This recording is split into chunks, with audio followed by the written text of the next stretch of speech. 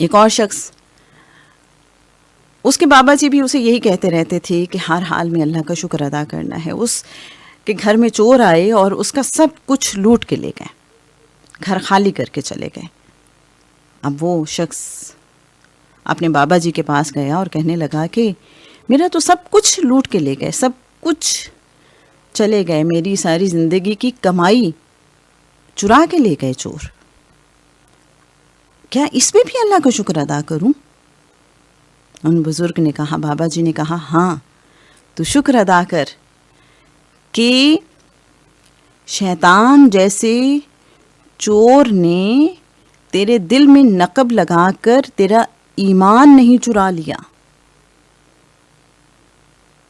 ये तो दुनिया की चीज़ें हैं, आनी जानी हैं, फिर मिल जाएंगी। एक ऐसी खातून को जानती हूँ मैं कि जिनसे आप समझ लीजिए कि उनका ज़िंदगी भर का जो असासा था किसी तरीके से हथिया लिया गया, सब कुछ ले लिया गया। अब उनके अंदर कुछ मलाल तो था, क्योंकि कुछ ऐसी चीज़ें होती हैं जो पैसों से नहीं खरीदी जा सकती। उनके शेख ने उनसे कहा कि आप सिंपल एक मुझे ये बात बताइए कि जब आप दुनिया में आई थी तो क्या ये सब कुछ साथ लेके आई थी?